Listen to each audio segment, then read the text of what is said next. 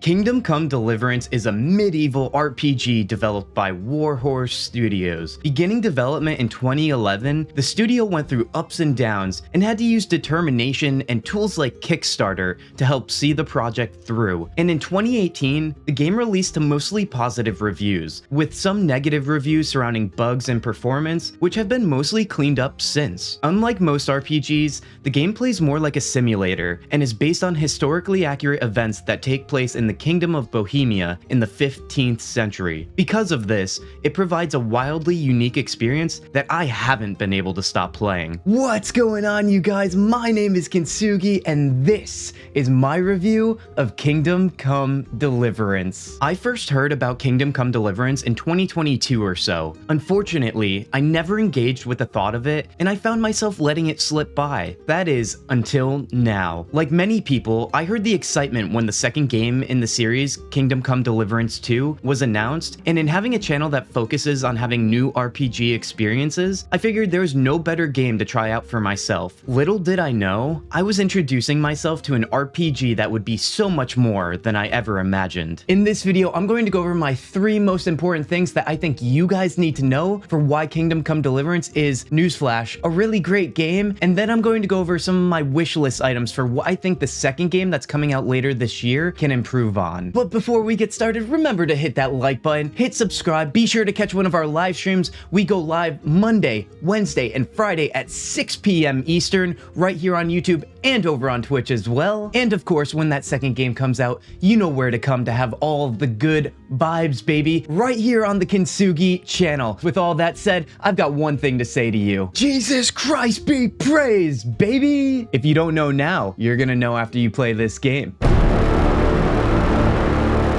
Now, this wouldn't be a proper review of the game unless we begin with its story and world. Kingdom Come Deliverance's story follows the protagonist Henry, a blacksmith's son from the silver mining town of Skalitz. The game begins with Skalitz being attacked by the king of Hungary and Croatia, Sigismund, who was appointed lead by Bohemia's nobles after the previous king's eldest son, Wenceslaus IV, these two being half-brothers, failed to accept the crown after the passing of the late ruler of Bohemia, Charles IV, who was also the Holy Roman Emperor. In the attack, Henry's parents and most of the village is slaughtered. This leaves you, the player, on a journey in growing Henry from an incompetent young man into a proper knight in an effort to help restore the rightful king of Bohemia. But in order to do so, Henry decides to join the services of Sir Radzig Kobyla, a military commander in the service of Wenceslaus IV. Now that we've introduced the story, I'll leave the rest to you guys to experience for yourselves. The world in Kingdom Come Deliverance is absolutely stunning. The game runs on the CryEngine, which was intentionally chosen because the developers felt it provided the most beautiful forests and vegetation. Fun fact! Warhorse Studios was actually working on the world before they worked on gameplay and story because they decided it was more important to design the game around the world rather than starting with the gameplay and story first. But the beautiful visuals and historically accurate setting is not the only impressive thing here. The game features NPCs who all operate on a clock, so time is always a factor. The cinematics are unapologetically frequent to help immerse players, and the dialogue is expansive, allowing players to understand characters better, as well as to help realize the effects of their choices in-game. When you play Kingdom Come Deliverance, you truly transport into the past, because the developers chose to prioritize story and world, rather than throwing in hollow combat just to, quote, keep players engaged. It inevitably creates an experience that is more than just dopamine hits. Fun fact number 2. Publishers for Kingdom Come Deliverance were actually really impressed with what Warhorse Studios had shown them. However, they were a little bit worried that it was going to need more fantasy elements in order for people to actually enjoy it, as well as they were a little bit nervous about the next-gen consoles that were coming out later that year and whether or not they would be able to handle the game itself. However, Warhorse Studios intentionally created Kingdom Come Deliverance to be a medieval, non-fantasy RPG that goes against the norm. Despite publishers advising against it, they pushed through because they believed in their vision. And I don't know about you guys, but this seems to be a common story when describing great achievements.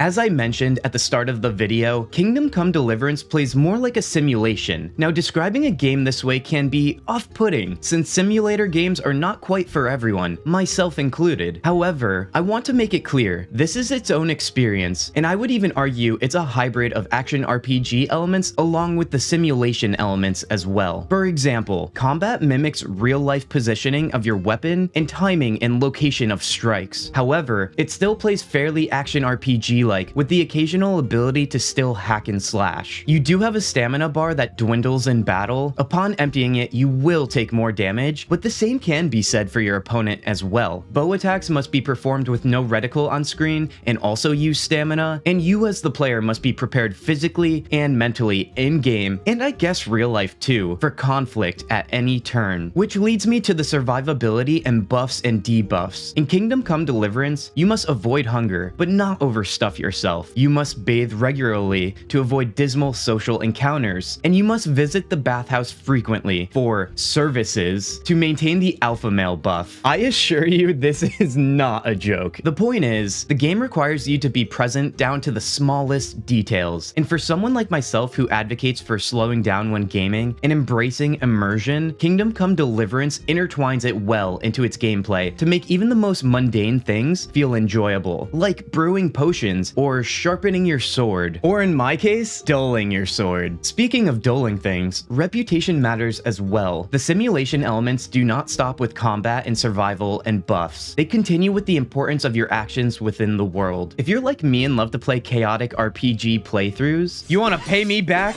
20%? This is what happens. I've never felt so alive. Then you will have to slow your roll in this game. Or do you? Wait, is he running away? What's going on?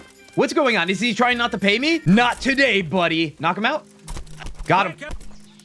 All right, there we go. There we go. Kill, loot, grab body. No, there's not a thief here. No, don't. There's nothing to see here. Do I need to knock somebody else out? No. We're getting this guy. Don't you dare give me up, dude. No. He's getting away. No. Guys, sir, I have my reasons.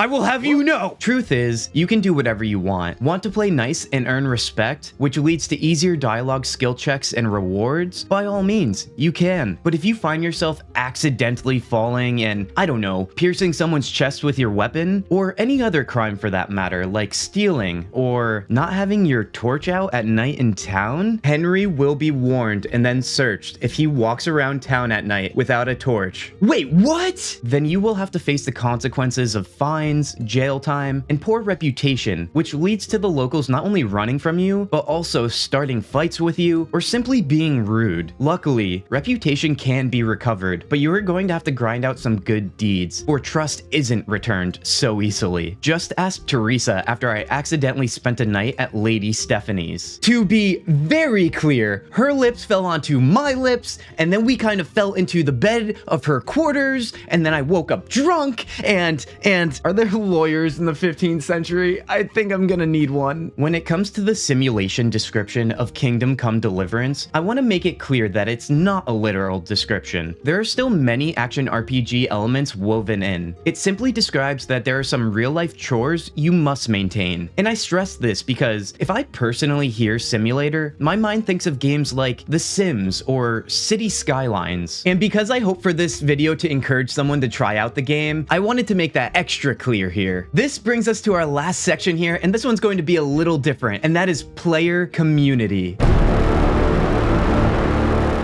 Upon playing Kingdom Come Deliverance, despite the wildly new and enjoyable experience I've been having in-game, I was also taken back by the love, passion, and excitement of the community. As someone who has started this RPG gaming and streaming channel with one of its focuses being on community building, I couldn't help but admire what Kingdom Come Deliverance has created with theirs. Just to note, the game actually has been seeing a spike in player numbers since the announcement of Kingdom Come Deliverance 2, and anecdotally, the community has been welcoming welcoming everyone with absolute open arms, and that's a beautiful thing. Warhorse Studios seems to really embrace the community and offer inside looks and events for players to further their connection with the game. The player base is global, of course, with some of the loudest fans of the game coming out of the home of the developers themselves, Czechia. I have been grateful to experience this game for the first time on stream with those who are excited that their game is getting the recognition it deserves. Whether it's translation help, history lessons, and clarity on in-game experiences, or simple, jolly, tavern-like hangout sessions full of laughter and excitement as I commit crimes in the game. Okay, I assure you, accidental crimes, that is. The game really does promote conversation, which I do appreciate. When we play on stream, we all seem to learn of how many of us had different experiences and outcomes with the same quest that we all have played. Suggestions are shared and lessons are learned, because with a game of this magnitude, there is equally as much to enjoy as there is to miss. All in all, I am so grateful to have my stream become a place for fans to have a great time hanging out under the same roof of our favorite game. I don't think we talk enough about community within individual games. To me, just like other entertainment mediums, the passion doesn't have to stop with the game itself, but continue on with the people who share the same love for it. Kingdom Come Deliverance's community is magnetic, and I cannot wait for the continued fun we're going to have in our current playthrough of the first game, as well as our future playthrough in Kingdom Come Deliverance 2 later this year. And with all this talk of this wonderful community, let's give them the opportunity to share their thoughts on Kingdom Come Deliverance. So in order to give them a platform to speak about why this game is so important to them, I put out a call to my community to hear about what Kingdom Come Deliverance means to them, and this is what they had to share. To start us off is a familiar face from our live streams recently. Dragon says, Kingdom Come Deliverance gives you options for playstyles and variety in the way you accomplish quests. Next, we have Quaz, who shares, the variety of encounters while fast traveling is nice, especially the ones labeled corpse or pilgrim or beggar. They can be fun/rewarding, and they're not just the typical bandits you see on the road. Well, at least not all the time. It keeps you invested and adds a layer of gameplay that most other games simply overlook. Every other game is, do you want to fast travel here? Except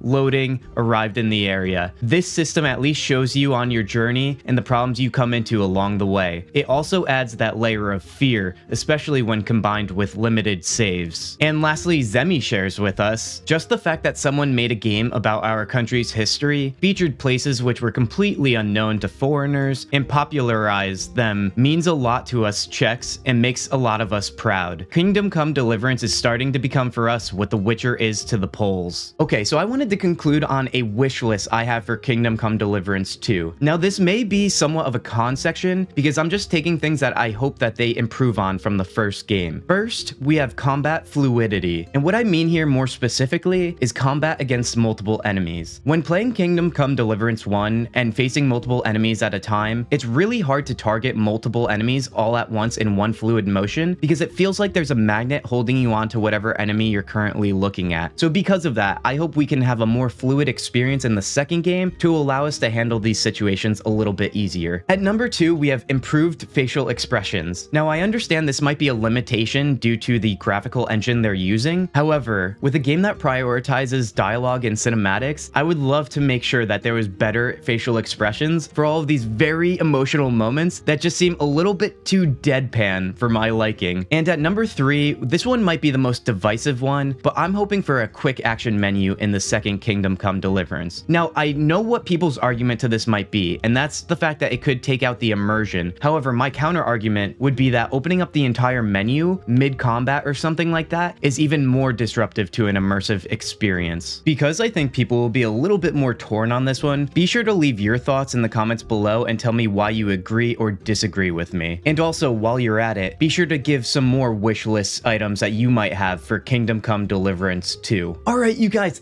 that's gonna do it for this one. Thank you so much for watching. As always, remember to hit the like and subscribe, and even follow us over on Twitch if you're going to come and join us for our future live streams. If you guys have any comments about my wish list for the second game, or anything that I probably missed since this was a little bit more of a concise review, be sure to leave that in the comments down below. And until next time, you fine people on the internet, I'll see you soon. Peace.